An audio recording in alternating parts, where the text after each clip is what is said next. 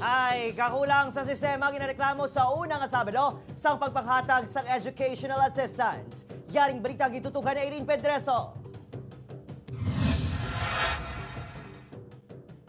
Wala pa man naglabot sa mga kamot sang Iloy nga si Melanie ang educational assistance nga ipanagtag sa DSWD, ginerbyos na ini matapos malipong kag maglain ang pamatsyag sang iya 7 ka tuig nga bata samtang sila nagapila.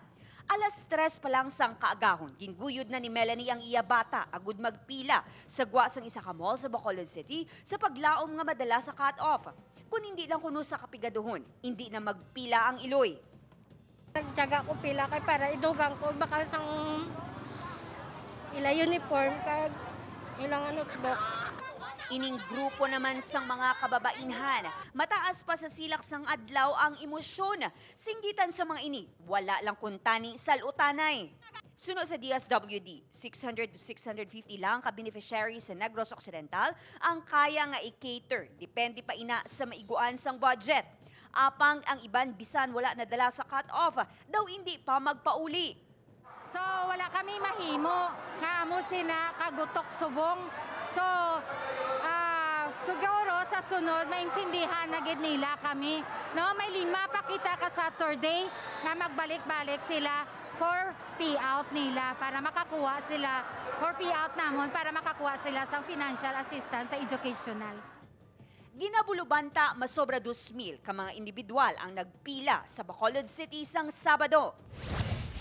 Dagsa man ang mga estudyante kaupod ang ilang mga ginikanan sa gwa sang munisipyo sang San Jose Antique para magkuha sang financial assistance.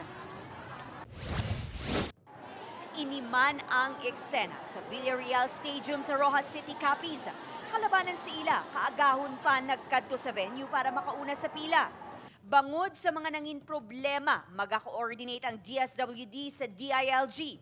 Paagi sa himuon nga Memorandum of Agreement, magabuligay ang DSWD kag LGU sa diin hiwaton ang tagtaganay. I apologize po kung kayo po ay hindi nabigyan ng cash ayuda. Huwag ho kayo mag-alala hanggang September 24 po ito. Huwag ho kayo mag-alala na maubusan po kayo. Meron po kaming pondo. I hope you would understand and give DSWD a chance. Ang DSW6 naman nagpasalig nga kutob sa mga naglinya sang Sabado. Apang naabutan sang cut-off ang i-prioritize. I-prioritize atong mga wala na serve sang Sabado because we have their list, no? We have a list. Kung sino sila, we have their names. So sila ang i-prioritize. And then, amo na ang mga nag-online registration. Suno pa kay Rago, mahimuon man nga proper coordination ng DSWD sa Iloilo City LGU matapos ang kinagamo sa payout nga ginapahayag wala sang insakto nga koordinasyon sa syudad.